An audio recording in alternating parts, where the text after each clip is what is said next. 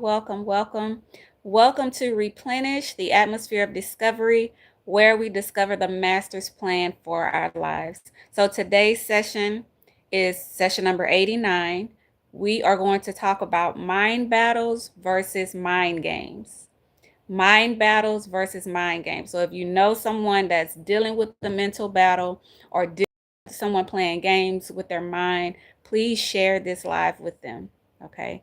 So, is your mind under attack? Is your mind under attack, or is your mind just being played? Some of you may be in a mind battle and don't even know it. Okay. And then some of you are caught in the middle of a mind game that people are playing with you and you are participating and you don't know it. Right. So this is not just spiritual. When we think about battles, mind battles, sometimes we tend to think that they are just spiritual, but it is not just spiritual. Okay.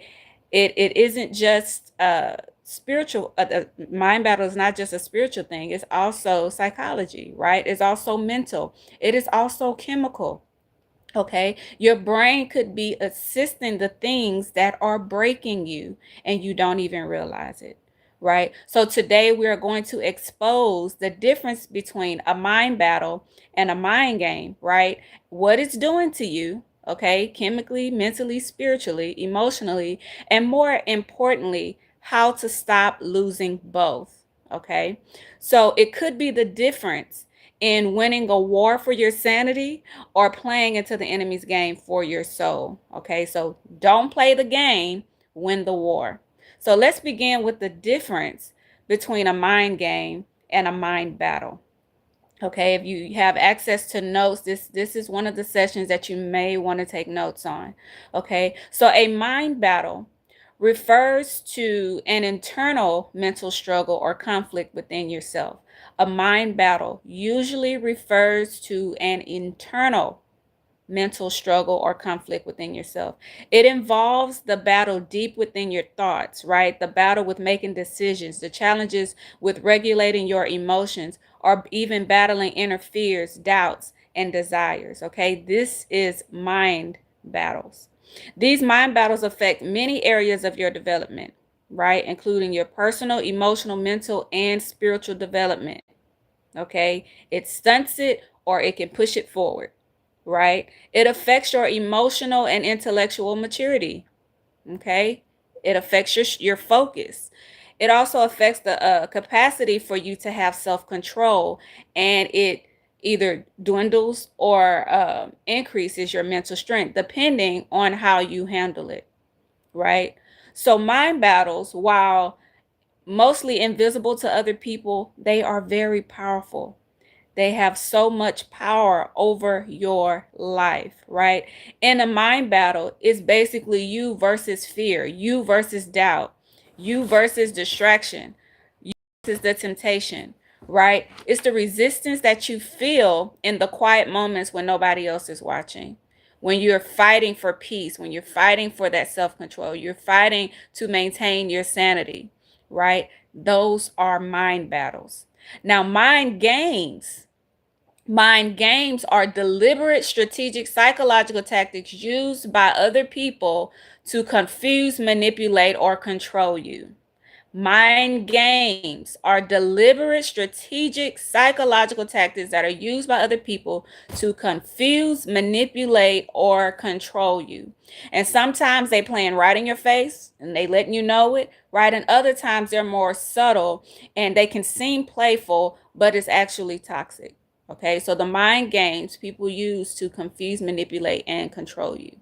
Okay, people play mind games in romantic and friendly relationships, right? In competitions for various reasons, in leadership, okay, and other types of different power dynamics, okay. And mind games are an external manipulation that involves other people, and it can be passive aggressive or it can be very strategic and very right in your face, right? Mind games are driven by ideas, systems, culture, and people who get a dopamine hit from your reaction to their manipulation, right? When what they're doing is controlling you, they get a high off of it, right? It's a diversion that is wrapped in amusement, but it's ultimately a trap to set you up to fail, to derail you from your purpose, right? To oppress you. That's what this is for. People like to play games with you because it releases serotonin and dopamine, right? They get a high off of it, right? So the more you participate in the game, voluntary or involuntarily, the higher they feel, right? So at some point, you have to end the game. You have to stop playing the game with them. And so if you think about it, that's how we get kids to enjoy learning, right? You play a game. That's how you get adults to be more productive, right? You turn it into a game, you turn it into a contest. Why? Because it releases the serotonin and dopamine and you getting a high off of it, right? So you know the games work to manipulate you into doing something that you may not want to do, right? People playing mind games with you is a diversion. It's a diversion from your purpose, right? For their amusement. Okay. It is a contest to obtain a position of power to oppress you, right? They're not just doing it to be doing it, they're doing it to confuse, to manipulate, or to control you, right? And when you keep playing the game, it will take on a personality of its own and become a war within you, right? A war between reality, your true identity, and the manipulated personality that is seeking to gain power over your will, right? The point of the game is to cause you to do what it wants you to do. Does that make sense? So when you allow the manipulation from a manipulator's idea or opinion to become a mindset, right? When you allow what they're telling you and what they're doing to you to become a mindset, it can become another personality, a whole new identity with its own set of values that's different from your original design. Okay? This is where a lot of the confusion in the mind is coming from, right? Life itself has become a game to many people, right? Oftentimes it's driven by the next high, and it's not driven by your created purpose. When you are driven by purpose, you are in a contest with nobody but yourself, right? And the goal is to finish in spite of everything that you could find or they could find to distract you or destroy you, right? When you are driven towards what you were created to do, you're not in a contest with anybody else. It's you versus you. Okay?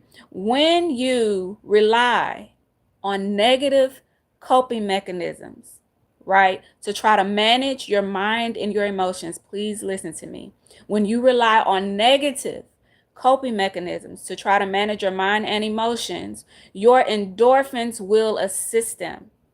Remember, I told you, we're going to find out chemically, spiritually, emotionally, psychologically how this works, right? So you can have the tools you need not to succumb to the games and to win the war.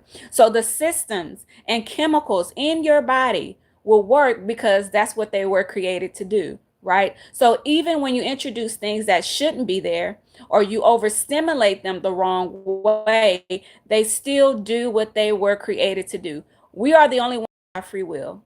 Everything else that God created, the animals, the trees, the systems in our body will work until there is a disruption. We are the only ones that choose. Okay? So when God tells us, do not worry and do not be anxious, He had these chemicals in mind that He put in place to assist you to not worry and to not be anxious. But what do? We throw them out of whack because we choose and to be worried. Does that make sense? We continue to use our brain power and our brain function and the chemicals and systems in our brain to support negative thoughts, right? To support negative emotions and behaviors. And we don't realize that the chemicals and the hormones in our brain are all functioning right alongside that negativity, boosting the wrong thoughts, right? Releasing feel good hormones for the wrong feelings, right? And giving us dopamine spikes off of the wrong behaviors. They're going to work regardless, right? They're going to work in whatever direction, whatever choices that you make, right? I hope I'm making sense to you all. So This means that instead of feeling intense excitement and happiness from positive thoughts and behaviors, right, you feel them from negativity, okay, which promotes and convinces you to continue thinking, feeling, and doing the things that don't benefit you, okay? I told y'all we were going to go science for a bit, right? So if your coping strategies create chaos in your life, but you still feel an intense desire to do them in order to function, you may actually be going over into the addiction territory. Okay. This can be the mental battle that you are facing right now. But it could have started, right, by somebody playing mind games with you and you continue to play. And let me be clear, you can involuntarily play the game due to your ignorance, right? You're not self aware. You don't realize somebody playing games with you, by the lack of your emotional intelligence, by lacking that self awareness that will tell you, hey, pay attention to the red flags, right? Or lacking the courage and the confidence to create and maintain those clear boundaries for people, right? And those clear boundaries for yourself, right? So you could actually be the weapon that is forming against you with your mind, with your choices, right? With your lack of emotional intelligence, lack of self awareness, right? So when we talk about having addictive behaviors, be careful that you are not considering an addiction a habit, right? They're two separate things. You might say, oh, this it's just this habit I have. I do it all the time. It's harmless. It's not hurting anybody. It's changing the hormones and the chemicals in your body, right? A habit you can break, okay? The difference between a habit and an addiction is the level of control that you have over that particular thing, right? So a habit is easier to break than an addiction, okay? Because you say all day till you're blue in the face, oh, it's easy to stop. I can stop anytime I want to. But have you actually stopped? If you haven't stopped, then it's probably not just a habit anymore. Okay? There's things we say, and then there are things that we do. They are not the same thing. What you say and what you do are not always the same thing. Saying and doing are two different actions. Can we agree on that? Saying you're going to do something and then actually doing it is two separate actions. And I'm saying this because we need to learn our level of control. This will help you in any mind battle. Learn your level of control. Learn how much control you actually have, right? If you have no control over your obsessive thoughts, your overwhelming feelings, and toxic behaviors, you will never win the battles that are raging inwardly. Okay? So even if you are saying you are in control, right? Are you actively controlling your thoughts? Are you actively controlling your feelings and your actions? Okay? For example, if you say, I'm not going to eat the last piece of cake, right? But you always end up eating the last piece of cake, then you don't really have control. The cake has control. Does that make sense? If you are a person that says, I'm not going to do something, and you always end up doing it, then you are not the one in control. And you can insert whatever coping strategy that you regularly use in place of cake. So it may not be cake that you're always running to, right? Ask yourself, are you actually in control? You're not going to defeat anything if you won't first admit to yourself that, hey, I have a problem. This is a habit, or this is an addictive behavior, right? One of your solutions to a lot of your mental and emotional issues could be related to you admitting to what is controlling you. Stop hiding your head in the sand because you can't face something that you won't address. And you can be addicted to anything. You can be addicted to behaviors and activities, right? You can be addicted to sex. You can be addicted to overthinking. You can be addicted to people, to substances like drugs, alcohol, even food, right? You can be addicted to a religion, to certain places or certain realities, right? And the realities, whether they are made up or not, when they are made up, are fantasies, right? So it could be something made up or it can be a fantasy. You can be living in a fantasy, and when you get a dose of the real world, of what's really going on, it makes you run back to the fantasy. Okay? And a fantasy expresses certain desires through our very vivid imagination, right? Based on our perceptions. Okay? And so some of your mind battles showed up because you began to blend fantasy with reality as a coping mechanism, right? If this is you, that's something you want to write down so that you can address it. Okay? Some of your mind battles are there because you begin to blend fantasy with reality to cope. Okay? And these certain realities can be realities that your parents created through lack of discipline, right? Not teaching you right from wrong, what's real, what's not, through injustices that may have happened in your life, through abuse and or ignorance. Okay? So these realities could be illusions that were created to help you cope with a traumatic life event, right? And so you don't want to leave those things stuck, not processed. You got to process them every way. You got to process them mentally, some people physically and emotionally and spiritually. There's different processes for whichever way that you are handling them. Okay. So addictive behaviors can turn into an addictive personality, right? Which means you break one addiction and you just go to another because it has grafted itself. That addictive behavior has grafted itself into your identity, right? Which is the way you think and feel. It affects that. It tells you what to think and what to feel, right? And you end up developing characteristics that are impulsive and sensation seeking. Okay. Where people may think that you're an exciting, spontaneous person, but really you're an adrenaline addict, right? And you have high levels of dopamine, which means you need things to be even more exciting the last time to meet that desire and to create that feeling of pleasure. This is an addictive personality, right? And so we needed to discuss this because for some of you, this is the answer to your problem. Okay.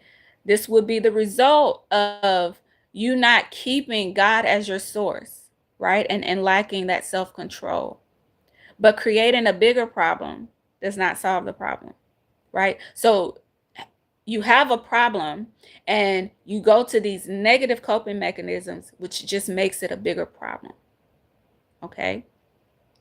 There are chemicals in our body that God created to help us complete certain tasks, to give us the drive, to give us fuel for our spirit, for our bodies, right? He did not just create these bodies the way He did for nothing. Every atom, every cell, every system was purposefully and wonderfully made to work together to complete our purpose, right?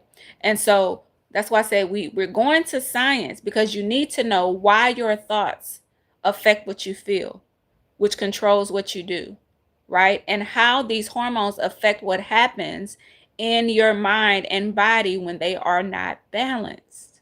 Okay?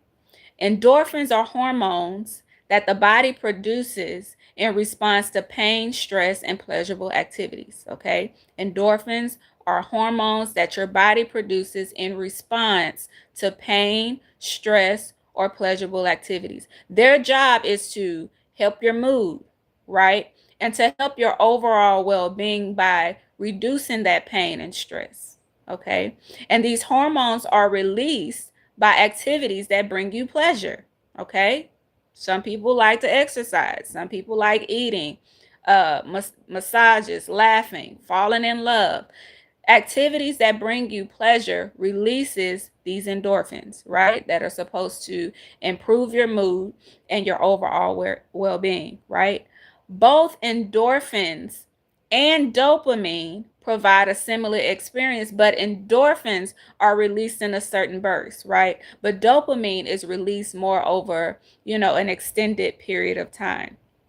Dopamines and endorphins do not care about right or wrong. These hormones do not care. They cannot differentiate between what is right and what is wrong. They just respond to stimulation. Okay? Your brain doesn't care why you feel good, it just reacts to what you feel good about. Okay? So, did any of you listen? I don't know if you all listened to the session on memory. That was session 79. Your memory even works with your desires through dopamine. Okay. And dopamine is a whole internal reward system, right? So if your desires come from a bad memory, it drives you towards that pleasure that is not healthy for you. Okay. It doesn't know right from wrong. It's still going to work the way it was created. It's still going to operate in its created purpose, like we're not doing, right? So once you get what you want, dopamine travels to where your memories are, connecting your memory to your pleasure, right? So if the enemy of your soul can keep the sinful desires in your memory connected to your pleasure, this will cause insatiable greed, chemically and spiritually. It's not just affecting one thing, right? Your memory is to recall good, to store good, and to retrieve good, right? This is God's design, right? But of course, living in this fallen world, we will be tempted to mismanage the way that God designed our hormones, the way that God designed our minds to work, and our bodies to work. Okay. So if you are not careful, pleasure and comfort will hijack your purpose. Okay. If your desires are not good, find out what you have been remembering about that particular pleasure, about that particular idea or state of mind. Where did it originate from? Right? And you will find that your memory stored that seed from somewhere. It's something you heard, something you saw, something you felt. Your memory stored that seed from somewhere, and you keep just retrieving it, right? You keep going back to it. You keep agreeing with it, right? Find out where that originated from. Okay? Find out what is controlling your thinking and your feeling. Is it your memory? Right? Is your mind battle started because of what you're remembering? Right? Is the memory real, or was the memory planted by somebody playing games with your mind? I'm going to let that sit a little bit. Is that memory real, or was the memory planted by somebody playing games with your mind? Somebody gaslighting you, right? Repeating the same lie over and over until you believed it, right? And you see this, I would say, more often with divorced or separated parents, right? To put the children against each other.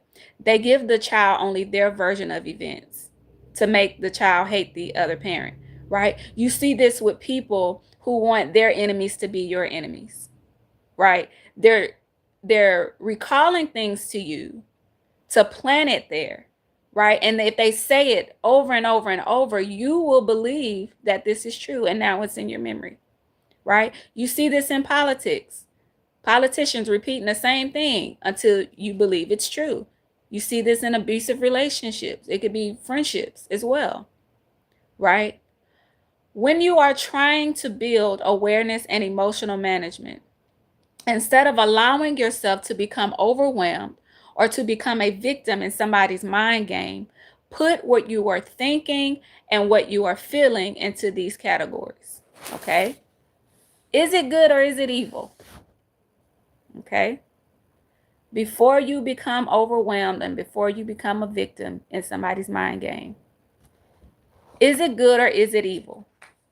And then actively dispose the evil, right? Is it the truth or is it a lie? And then actively dispose of the lie. So what's happening is we're keeping the evil and throwing away the good, or we're keeping the lie, right, and throwing away the truth. Is it benefiting my purpose or benefiting other interests, right? Actively dispose of the interest that is directing you away from your purpose. But what do? We're drawn to all the things, to everything except what we are supposed to be doing, right? This is the reason why a lot of you fall for the mind games and a lot of you succumb to the mind battles. You're not separating it. You're not disposing of the thing that's not supposed to be there, right? If you can, answer these questions first to give yourself time to think about how you want to respond. especially in the mental battle, before you get overwhelmed. You can feel it coming up, right? Your heart rate increase, blood pressure rise, right? You get hot, okay? You can feel it starting to rise. Ask yourself these questions before you're out of control, right? It keeps you from irrational thinking because you answering the questions causes your brain to think rationally instead of that impulse thing that starts happening, right?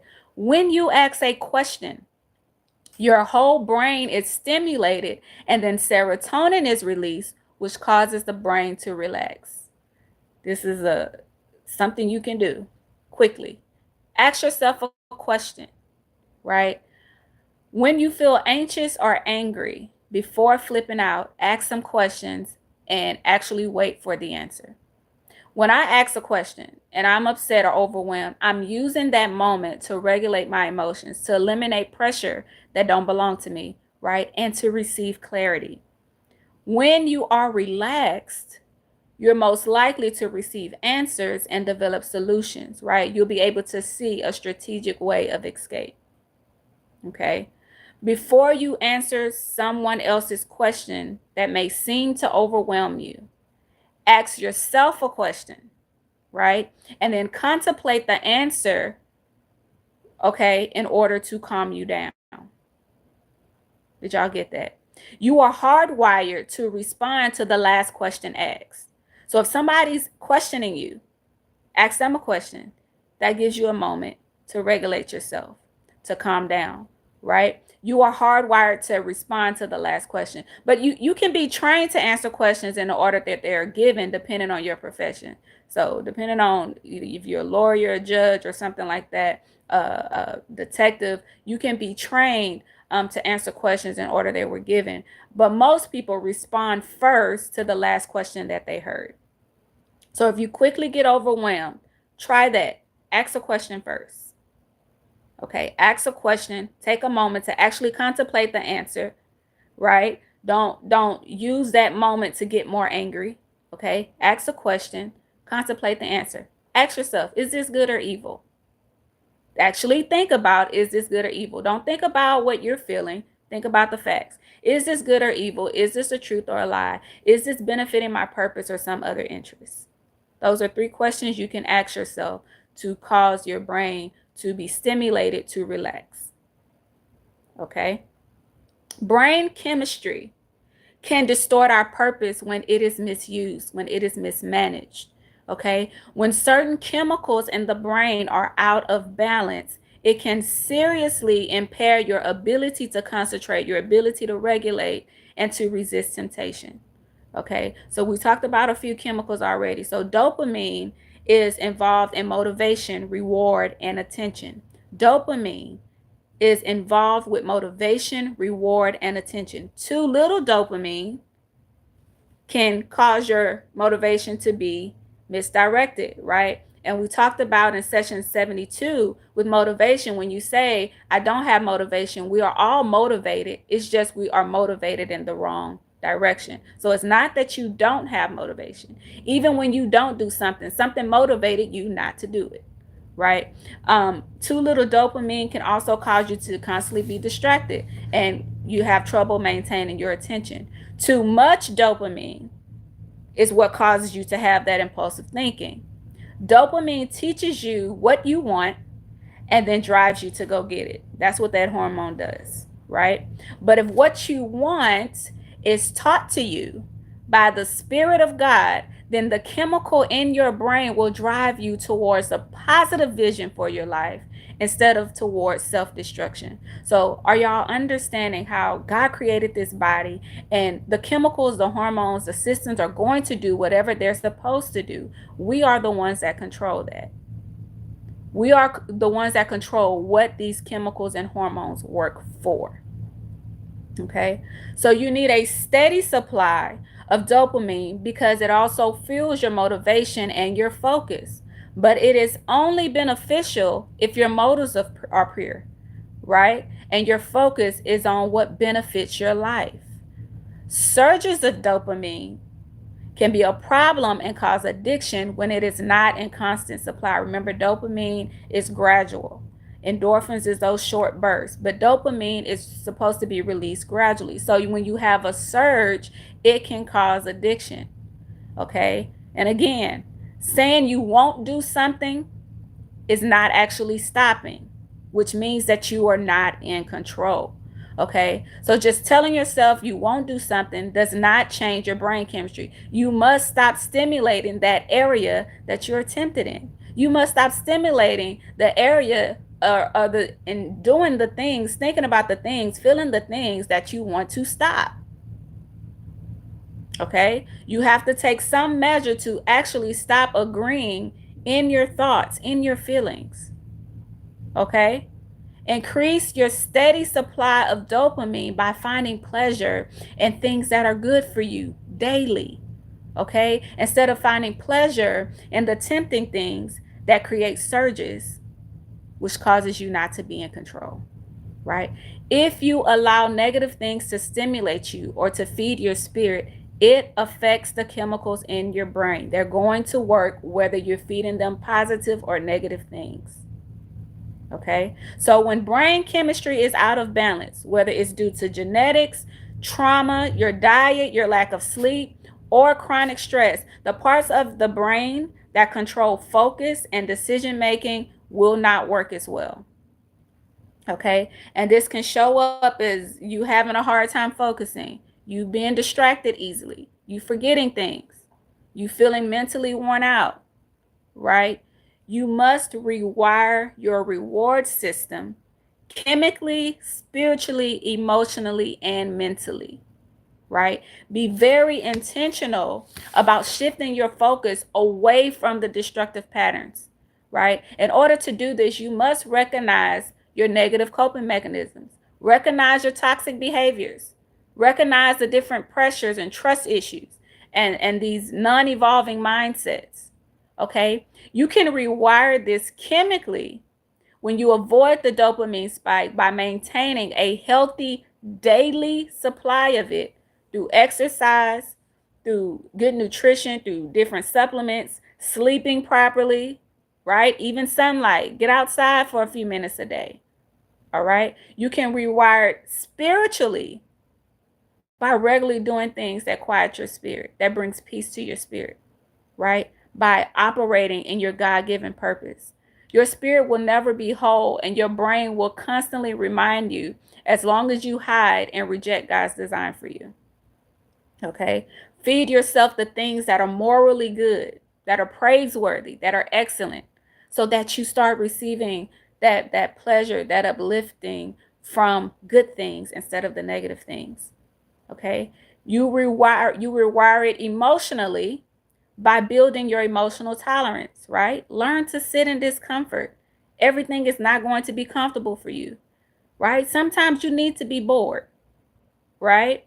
Learn to sit in that discomfort without immediately reaching for distraction. That's how you build your emotional tolerance, okay? And this helps rewire your brain to stop avoiding processing your emotions through quick fixes. That ends up hurting you in the long run. Okay, so you do the things that feel fulfilling, even if you don't see the reward right away, so that you can build your emotional satisfaction. That's how you rewire your brain emotionally, right? Mentally, delay gratification. Train your brain to wait. Okay, we just had a session on patience. Okay, take breaks after you finish something. Start small, delay checking your phone, checking your social media. Okay, delay, just teach it to wait. Teach it that I'm in control and you are going to wait. Okay, break the bigger tasks into smaller tasks and then celebrate you're accomplishing those smaller things. Every small success gives you a natural dopamine hit, right? So celebrate those small successes. Avoid the constant overstimulation, right? There are high dopamine activities like eating junk food, social media, okay, video games. These are high dopamine activities. So you want to avoid that constant overstimulation. Your brain needs time to become sensitive to natural rewards again, right? Not all of these other things that you're feeding it. Natural rewards are the things that I just talked about earlier, like exercise. Okay, you can feel pleasure from exercise, massage, accomplishments, walking in nature, sleep. These are natural dopamine rewards, right? Connecting with the right people. Okay, so start the process of reprogramming your thought process and train your brain to operate chemically under the authority of the Spirit of God. Okay, being in a mental battle longer than you should creates not only overwhelming feelings, but it also creates burnout, right? Because it depletes your dopamine reserves. You start feeling like nothing is rewarding anymore, right? Which reroutes your motivation and attention in the wrong direction. You find it hard to get started on things or to stay interested. You start procrastinating and making excuses. This is because of burnout, right? Burnout is often driven by constant pressure and stress and worry, which keeps your body in a prolonged state of fight or flight. Okay? If you are stuck in survival mode, go to session 55, right? All of these sessions has something in there to help you with your mind battle. It gives you a strategic plan that you can start to eliminate and to win these battles, right? But in burnout, when you are in burnout, you're even more easily overwhelmed, right?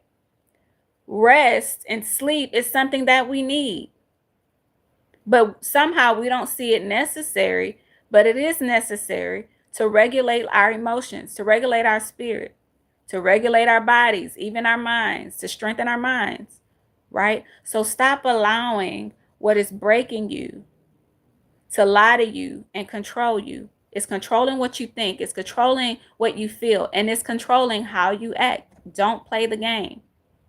Don't play the game. All right? Saying that you have been playing the game or have been a part of some of these mental games that I've listed helps you regain power by acknowledging it, right? Stop ignoring the red flags. Call it exactly what it is. Mind games distort your sense of truth. Okay? And you need an internal compass. You need something within you that tells you what's right, what's wrong, what's real, what's fantasy. Okay? Discover what is real and what is imagined. And you may need help with this. You need somebody that can tell you the difference, somebody that you trust more than yourself, right? Those mind games seek to provoke emotion out of you, to get you off balance or to make you defensive. Okay. And to avoid that, you need patience. That's session 83. Go back, learn how to have patience. And then you also need peace. That's session 76. Okay. You want to detach from their behavior emotionally, right? Not in a nasty way or an unkind way, but in self protection. So you need to be aware that this is not really about you. It's about their need to control you, to confuse you, or to win. Okay, they just want to win. So you can visualize a shield or some form of mental boundary between them and you, and between them and your peace, and don't cross over it. Don't let nothing cross that boundary. Protect your peace. Okay, mind game players try to test your limits. They try to see how much you're going to take, right? How much you're going to let them use you. And so you don't have to justify your boundary. Just state what it is, be clear about it, and maintain that boundary. The moment you start feeling drained, confused, or guilty for no clear reason, take a step back and ask yourself some questions, right? Manipulators lose their power when you see them clearly. When you stay emotionally regulated, right? Don't allow them to control your emotions.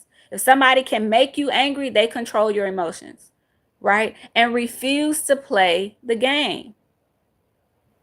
What we do spiritually, what we do with our emotions and feelings, what we eat, how much we sleep, reshapes our brain by in our mind towards peace, discipline, and alignment with our purpose, which should be God's will, right? So you cannot win a war that you are not aware of. You cannot escape a game that you're still choosing to play. And the difference between a mind battle and a mind game is the difference between internal warfare and that external manipulation, right?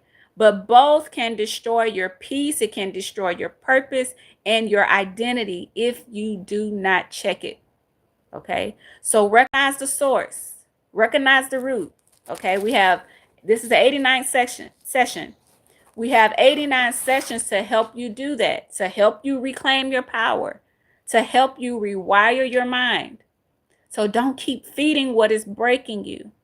Align your thoughts, align your emotions and decisions with truth, purpose, and the Spirit of God, right?